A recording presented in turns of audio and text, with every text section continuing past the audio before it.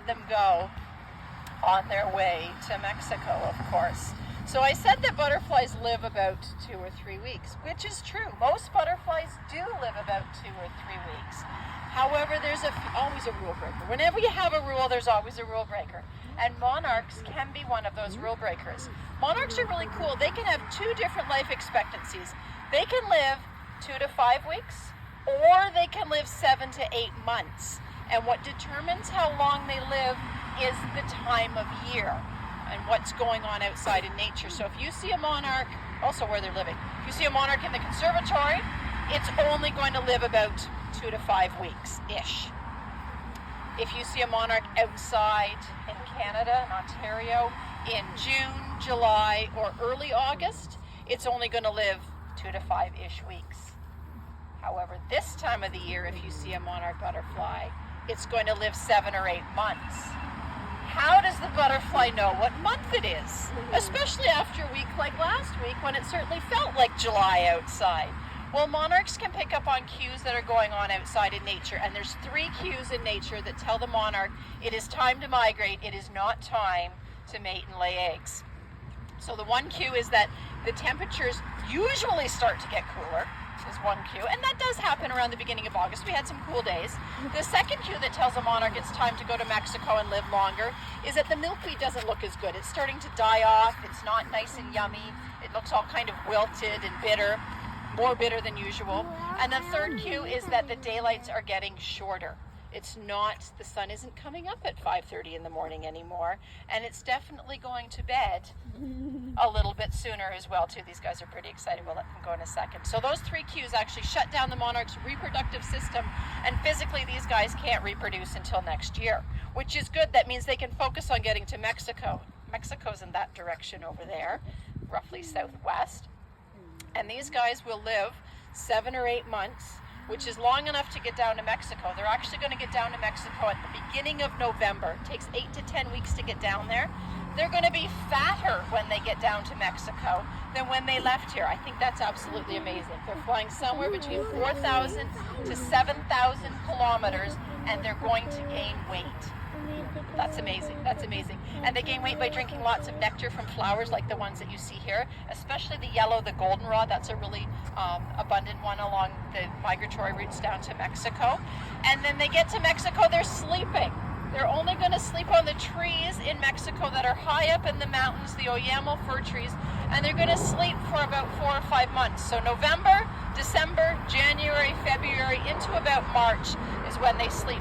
And these guys are not going to come back to Canada. It's going to be their great-grandchildren that return to Canada. They're going to go down to Mexico, rest on those trees, start the journey up, and then it becomes a relay race of 3 or 4 generations to get back up here. They follow the milkweed back up here as well. We tag the monarchs and put the little stickers on them to see a little bit more and learn a little bit more about their migration route. It's not a computerized sticker. I don't get a text message every day to find out where they are. It's meant to be citizen science. So everybody that's out here today, you guys can tag butterflies. You just have to order the tags from Monarch Watch like we do. There goes one. Yay, it's going roughly in the right direction. Maybe. If they land on the pathways or the grounds, just leave them and let them be, and I'll help them if they need to. All right, so the tag goes on, and each butterfly has its own unique license plate number. There you go. Buddy, wrong way. Wrong way. They use the sun as a compass, because of course they don't have a map or GPS or that great old Waze app that many of us use. So they use the sun as a compass because the sun rises in the east and sets in the west. Well, when it's cloudy out, they can also still fly. They use polarized light. Apparently, polarized light looks like a constellation of stars. So just like the stars can help to guide us at nighttime, even though butterflies don't fly at nighttime, on a cloudy day, they use the pattern of polarized light to help them tell which direction to go. So that's a pretty cool thing. We have lots of butterflies in Ontario, and you've probably seen lots of other ones. Yeah, I think I'm going to get something to drink there, hey? This is a great flower to plant so you can help butterflies. Plant milkweed plant, you'll get them laying their eggs in your backyard. If you plant lots of nectar plants, you're going to help them as well too. And the monarchs are helping us too by helping to pollinate fruit and vegetable crops too. So they help to make our foods. They're one of our pollinators. Come on, buddy. Let's go. I know. This one's a girl. It has nice thick lines on its wings. The boys have little dots on the middle of the bottom wings. The sponsoring that we've been doing of Monarch butterflies, the collecting of the $5 or however much you want to donate, goes to the people in Mexico who look for the butterflies with the tags on it. It's a very low-income area of Mexico. Got them all. They're all released.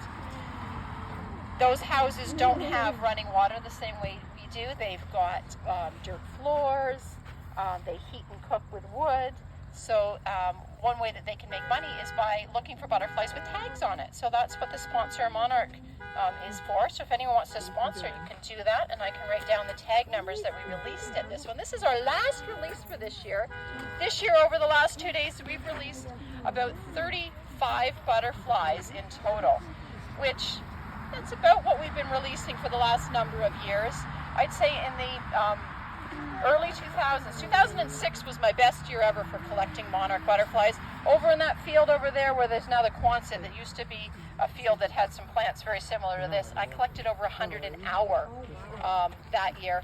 And that was while being pregnant and having my 2-year-old on my back. So not the most agility that year. So I basically opened the net and they flew in. It was amazing. But since then, we've definitely seen a decrease as well, and we've had a harder time collecting them because we've collected all of these ones from out in the wild, out on the property. They're not from the conservatory. The conservatory butterflies are much different. They come to us from butterfly breeding farms where they're raised in captivity, and these ones are all collected from the wild and the property. The ones out there, they don't know how to migrate at all. In fact, most butterflies don't know much about migrating. When you see the little white butterflies and the little yellow butterflies around, they don't migrate for the winter. They spend the winter either as an egg, a caterpillar, a chrysalis, or a butterfly. It depends on what kind of butterfly it is, which stage of its life cycle it does sort of a hibernation for until the next springtime. So swallowtail ones, if you've got parsley and dill and you've seen their little caterpillars, they'll spend the winter as a chrysalis, and they're going to come out next spring. And their chrysalis looks amazing. It looks like a little broken stick. So it's different for each different kind of butterfly.